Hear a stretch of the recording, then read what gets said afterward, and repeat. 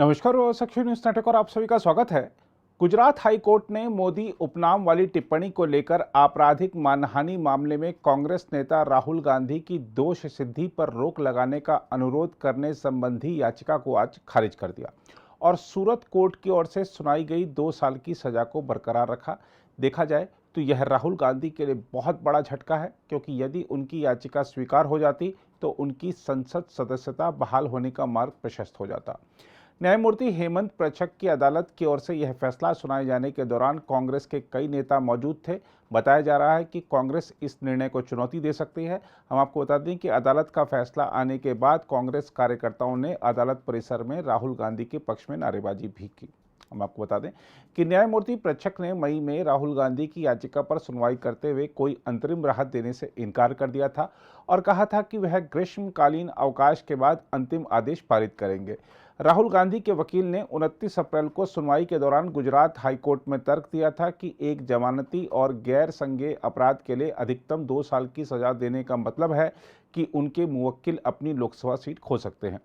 हम आपको याद दिला दें कि गुजरात में भारतीय जनता पार्टी के विधायक पूर्णेश मोदी द्वारा दायर 2019 के एक मामले में सूरत की मेट्रोपॉलिटन मजिस्ट्रेट अदालत ने 23 मार्च को राहुल गांधी को भारतीय दंड संहिता की धाराओं 499 और 500, जो कि आपराधिक मानहानि के तहत है, उसमें दोषी ठहराते हुए 2 साल जेल की सजा सुनाई थी।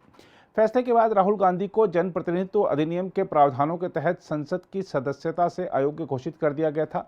उल्लेखनीय है कि राहुल गांधी 2019 में केरल के वायनाड से लोकसभा के लिए निर्वाचित हुए थे। बहरहाल आइए देखते हैं अदालत के फैसले के बाद पूर्णेश मोदी, जो कि बीजेपी विधायक हैं और जिनकी याचिका पर यह फैसला आया है राहुल गांधी को सजा सुनाए जाने का, वो क्या कह रहे हैं और कांग्रेस नेताओं कार्यकर्ताओं की क्या प्रतिक्रियाएं हैं। मेरी जिम्मेदारी समस्त गुजराती मोड़ मोदी समाज की उप प्रमुख की थी। उस दौरान 2019 के लोकसभा के कैंपेन में कर्नाटक में बेंगलुरु से 100 किलोमीटर दूरी पर कोलार में कांग्रेस पार्टी द्वारा एक जनसभा का आयोजन किया गया था। उस जनसभा में श्रीमान राहुल गांधी ने सभी चोरों का उपनाम मोदी क्यों, ऐसी कई अपमानजनक बात हमारे समाज में की थी।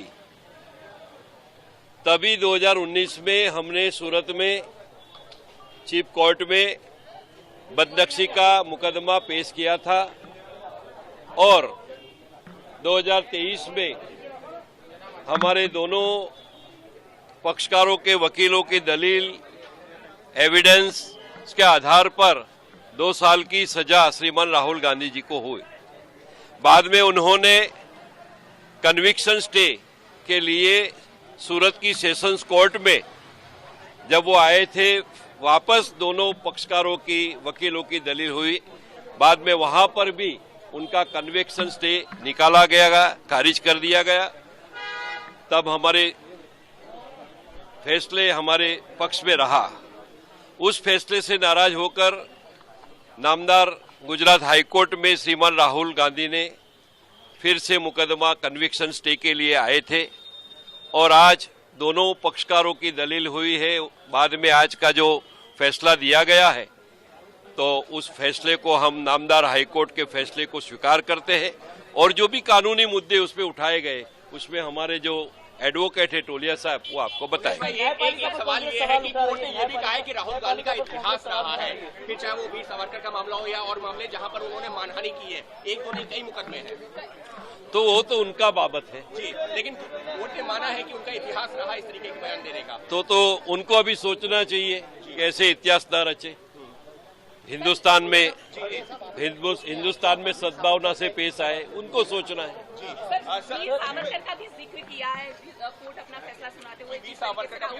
मैंने अभी बताया कि आज का जो फैसला आया है, हमारा जो एडवोकेट टोलिया साहब है, कानूनी प्रक्रिया के बारे में आपको बताएंगे। जो कोर्ट ने अभी जजमेंट के सुनवाई के वक्त जजमेंट डिलीवर करते वक्त उन्होंने जो मुद्दे दिए हैं, उसके हिसाब से मैं जहां तक समझाऊं कि लोअर कोर्ट का जो ऑर्डर है वो सही है। दूसरा, एमएलए एमपी होने की वजह से सिर्फ किसी को कोई बेनिफिट नहीं मिल सकता है, स्पेशल बेनिफिट नहीं मिल सकता।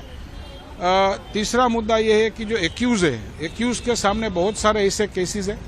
चौथा मुद्दा ये है कि even after this what we जो हमने आर्ग्यू किया था कोर्ट के सामने, उन्होंने वीर सावरकर जी के सामने भी कुछ उन्होंने स्टेटमेंट किए थे जो कि वांधाजनक टिप्पणी थी, और इसके लिए भी उनके ऊपर कुछ केस हुआ है। ये हमारी दलील थी जिनको ग्राह्य रखा गया है, और इसके हिसाब से आज जजमेंट दिया है, रिवीजन डिसमिस हुई है। वीर सावरकर के बारे में भी कुछ कमेंट?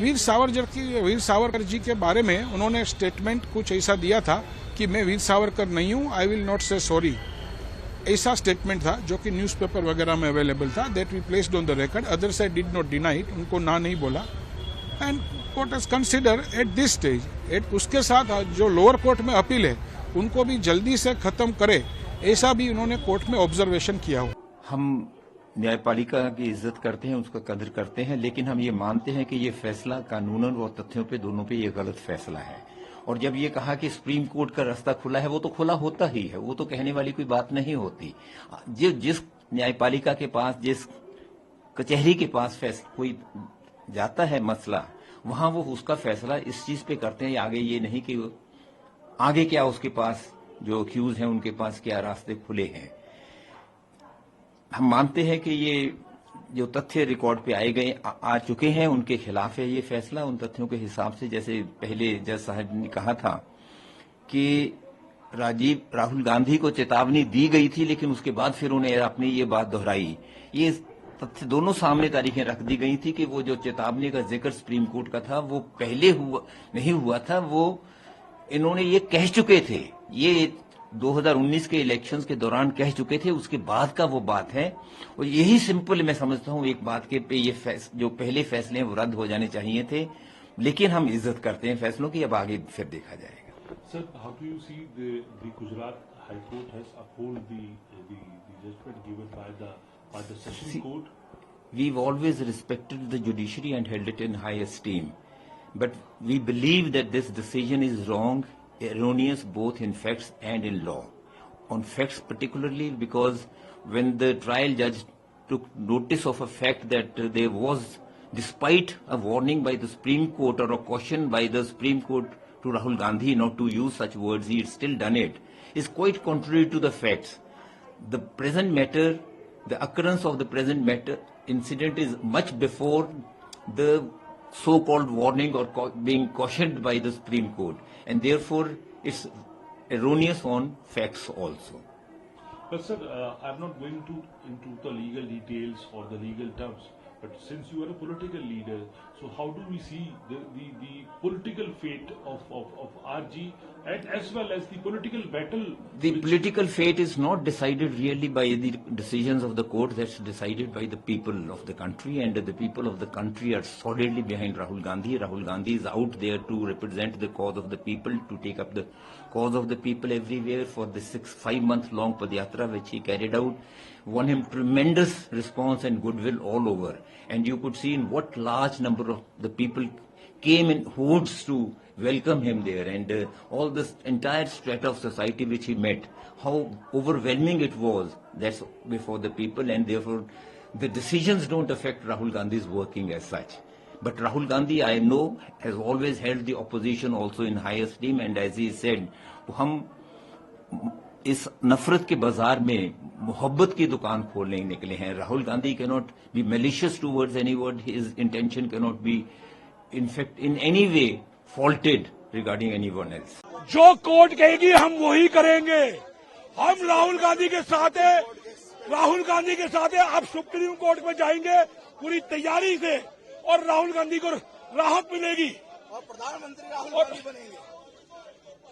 देश का नेता कैसा हो? राहुल गांधी जैसा हो. देश का नेता कैसा हो? राहुल गांधी जैसा हो. देश का नेता कैसा हो? राहुल गांधी जैसा हो. जब जब मोदी डरता है, देखिए जो ये तानाशाही चल रही है, ये कहते थे एक इमरजेंसी वो थी, एक इमरजेंसी आज ऐसी चल रही है कि सब पर ईडी लगा दो, सबको जेल में डाल दो. विपक्ष के ऊपर राहुल गांधी जी डरने वाले नहीं है.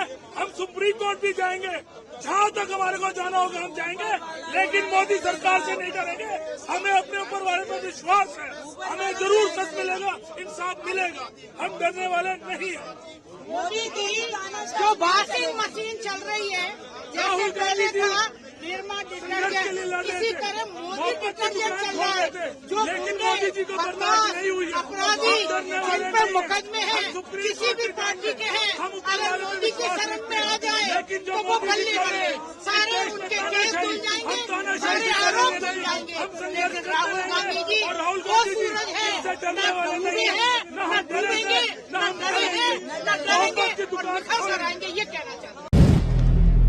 अगर आप भी लेना चाहते हैं देश दुनिया की तमाम जानकारी तो आज ही सब्सक्राइब करें हमारे चैनल को। साथ ही नीचे दिए बेल आइकन को जरूर दबाएं ताकि हर अपडेट आप तक पहुंच सके।